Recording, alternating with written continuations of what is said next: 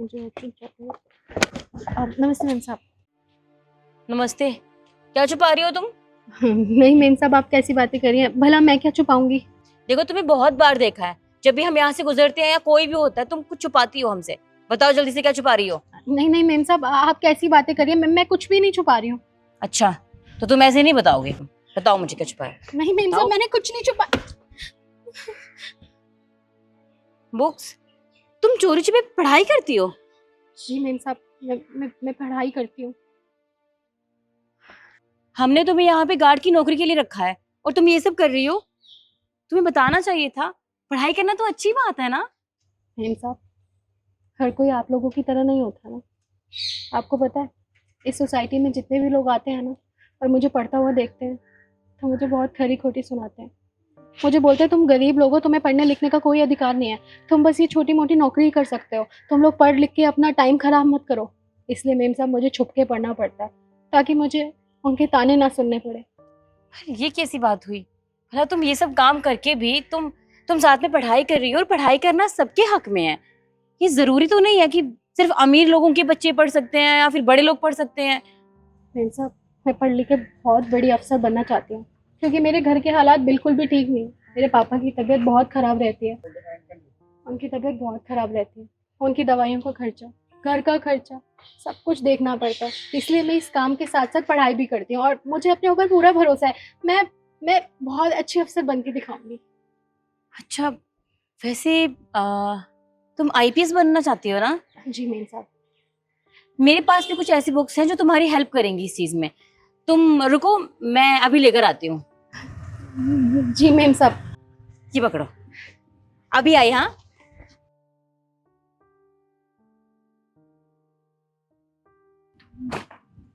अरे क्या कर रही है? ये सारी बुक क्यों रख रखे हैं यहाँ पे? भैया सॉरी, मैंने आपको बताया नहीं। आप तो जानते हैं ना, सोसाइटी में जो एक लड़की है जो सिक्योरिटी गार्ड का काम करती है, आपको पता है वो ये सब काम करने के साथ साथ गवर्नमेंट नौकरी की तैयारी भी कर रही है। तो मैंने सोचा कि मेरे पास भी कुछ बुक्स हैं जिसकी मैं तैयारी कर रही थी, तो मैं क्यों ना उसे ये किताबें दे दूं, उसके काम आ जाएंगी। वैसे भी तो ये ऐसी ही पड़ी थी। तू उसे बुक दे रही है? पहली बात तो ये वो सिक्योरिटी गार्ड है और वहाँ यहाँ पे ड्यूटी करती है, ना कि पढ़ने आती है। मुझे तो उसकी कंप्लेंट करनी चाहिए और तू उसे अपनी किताबें क्यों दे रही है? देखा भैया, आप भी वैसी बातें कर रहे हो ना जैसे और लोग बातें कर रहे हैं।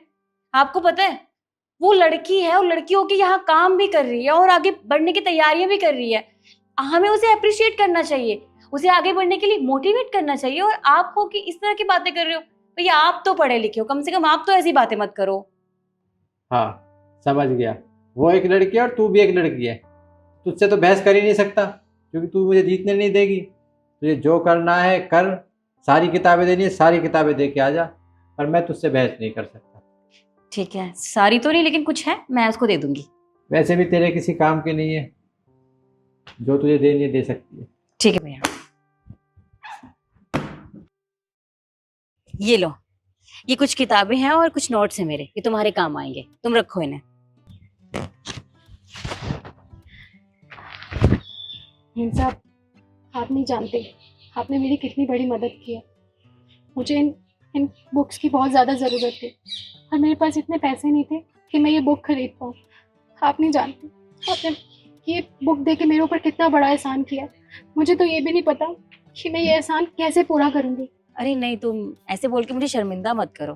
देखो, ये सब जो भी किया है मैंने बस इंसानियत के नाते किया है, तुम्हें थैंक यू बोलने की जरूरत नहीं है। और देखो, अब तुम ना दिल लगा के मेहनत करना, और मैं जानती हूँ जो तुम बनना चाहती हो ना, देखना एक दिन जरूर बनोगे। जी मैम साहब, मैं पढ़ लिख के एक अच्छी ऑफिसर बनना चाहती हूँ और उन सबको जवाब देना चाहती हूँ अपनी कामयाबी से। और देखना, मैं एक दिन ये ज़रूर करूँगी। बहुत बढ़िया, मुझे खुशी हुई जान के। चलो ठीक है, all the best. Thank you.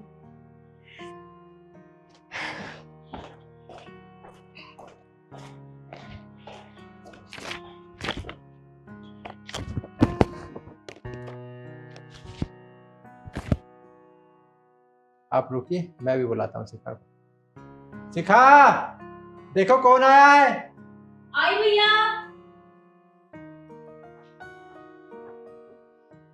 अरे तुम यहाँ?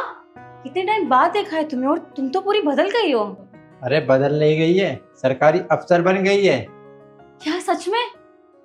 तो कितनी अच्छी बात है। देखा, मैंने कहा था ना तुमसे, अगर तुम दिल से मेहनत करोगी तो एक ना एक दिन तुम्हें कामयाबी जरूर मिलेगी। खुद देखो, आज तुम ऑफिसर बन गई हो। जी मेम साहब, ये सब कुछ आप ही की वजह से हुआ। अगर उस दिन आप मुझे बुक्स ना देती, मुझे इतना समझाती नहीं, तो शायद ये सब होना पॉसिबल नहीं था। एक आप ही तो थी जिन्होंने मुझे समझा, मुझे सपोर्ट किया। वरना सोसाइटी में यहाँ पे जितने भी लोग आते थे सिर्फ मुझे ताना देके जाते थे। ये कहते थे कि तुम गरीब लोग हो, तुम्हें पढ़ने लिखने का कोई अधिकार नहीं होता। एक आप ही थी जिन्होंने मुझे इतना समझाया, इसलिए तो मैं आपसे मिलने आई हूँ। अरे नहीं, ये मेरी वजह से नहीं कमली, ये सिर्फ तुम्हारी मेहनत की वजह से हुआ है। मेरा क्या था, मैंने तो किताबें दी, पढ़ना तो तुम्हें था ना, मेहनत तुम्हें करनी थी। तुमने दिन रात मेहनत किया है, तब जाके तुम्हें ये मुकाम हासिल हुआ है, इसलिए तुम डिजर्व करती हो, मैं नहीं।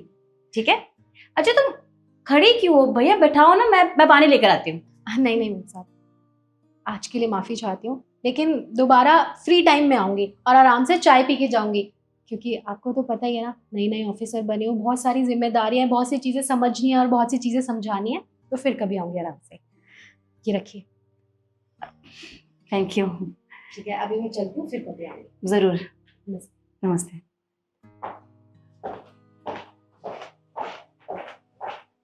देखा भैया, मैंने कहा था ना आपसे, उसने आज साबित करके दिखा दिया। हाँ शिखा, तू बिल्कुल सही कह रही है। मैंने तो सोचा इस सिक्योरिटी गार्ड पढ़ लिख कर क्या करेगी, लेकिन आज इस लड़की ने साबित कर दिया है अगर कोई इंसान कुछ करना चाहे ना तो सब कुछ पॉसिबल है। बिल्कुल।